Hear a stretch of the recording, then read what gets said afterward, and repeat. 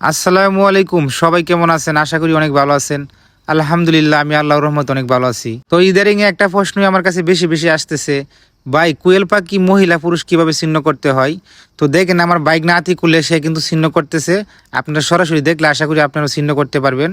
যদি পুরুষ থাকে তাহলে কিন্তু আপনার ফুটকির মধ্যে চাপ দিলে ফেনা বার হবে। দেখেন সরাসরি কোয়েল পাখির মধ্যে আপনারা আরেকটা চিহ্ন করতে পারবেন। যে পাখিটা দেখবেন লাল বাদামি কালার, ওইটা হবে পুরুষ।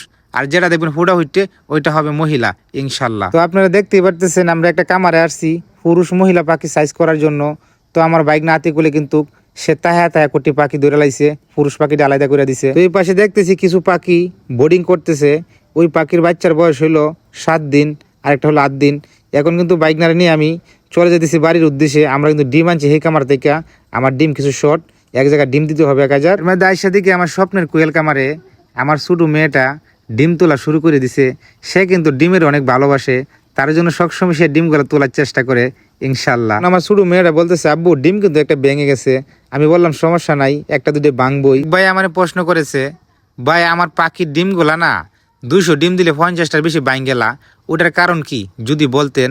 ওইটার কারণ হলো আপনার পাখিগুলো আছে না, জিঙের সমস্যা, ভিটামিনের অভাব, তার জন্য ডিমের মাদেন সে টুকুর মেরে খায়ালতে চায়। আপনার এখন থেকে একটা কাজই করতে হবে, জিং, ইসেল, ক্যালফেক্স 3টা ওষুধ একদিন পর পর খাওয়াই নেবেন, তাহলে আপনার ডিম আর বেশি ভাঙবে না ইনশাল্লাহ। তো আমার এখন কিন্তু ডিম তোলা আজকের মতো শেষ।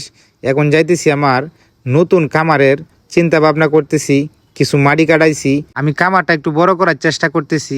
তো সবাই দোয়া করবেন আমার জন্য, যাতে আমি কামার থেকে এটা কিছু করতে পারি। আমি কামারটা বানানোর পরে আমি নতুন কিছু তোলার চেষ্টা করব। আমার স্বপ্নের কোয়েল পাখিও থাকবে, এগুলার বিক্রি করব না। মাঝে বলছিলাম বিক্রি করে দিব। কোয়েল পাখির মাঝে কিন্তু এখন লাভ হইতেছে না, রমজান মাস।